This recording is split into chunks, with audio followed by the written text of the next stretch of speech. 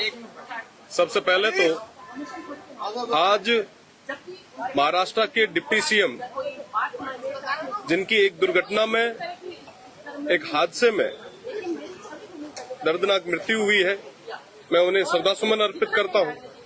और साथ में कई लोगों के और भी हताहत होने की सूचना मिली है, मैं श्रद्धासुमन अर्पित करता हूं। आज गवर्नर साहब का अभिभाषण है, इसमें पिछले साल का ब्यौरा भी होगा, आने वाली रणनीति सरकार की जो दिशा है वो भी प्रदेश के सामने आएगी।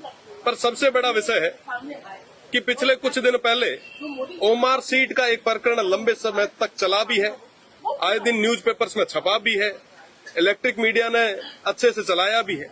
हकीकत ये है कि दोनों ही सरकारें युवाओं के भविष्य के साथ फुटबॉल खेल रही है।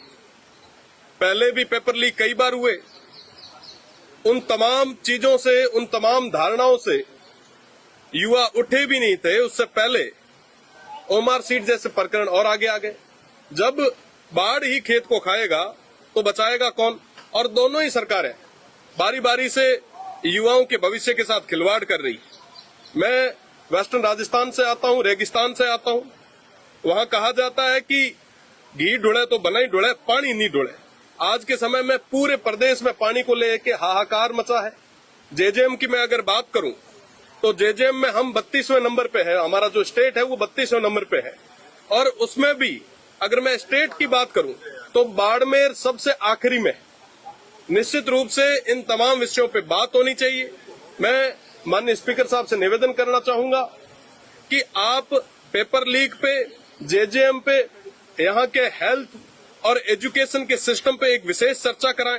हेल्थ की मैं अगर बात करूं तो आपने पिछले दिनों देखा होगा कि जैसलमेर में एक बस दुखांतिका हुई, कई सारे लोगों के हताहत होने की सूचना मिली। बर्निंग यूनिट तक बाड़मेर, जैसलमेर जो सबसे ज्यादा रेवेन्यू देता वहां पे नहीं है।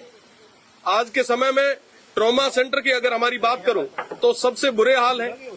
अगर मैं बाड़मेर, जैसलमेर के पर्यावरण की बात करूं तो ओरण, गोचर और खेजड़ियों को पूरी तरीके से डिस्ट्रॉय किया जा रहा है। पर अभी तक प्रदेश की सरकार का कोई स्पष्ट रुख अभी तक सामने नहीं आया। कई हमारे जो युवा साथी हैं वो जैसलमेर से जयपुर तक पद यात्रा कर रहे हैं। आखिर ये जरूरत क्यों पड़ी? दोनों ही सरकारें बारी बारी से कहीं न कहीं युवाओं के साथ में, वंचितों के साथ, शोषितों के साथ अत्याचार कर रही है और अभी तक मुद्दों की बात करने के लिए दोनों तैयार नहीं है। मुझे लगता है कि इस सदन में अगर मुद्दों पे बात होगी तो निश्चित रूप से प्रदेश की जनता को उसका फायदा मिलेगा। ये है टॉक्स न्यूज नेटवर्क और आप देख रहे हैं पॉलिटॉक्स, राजनीति का कच्चा चिट्ठा।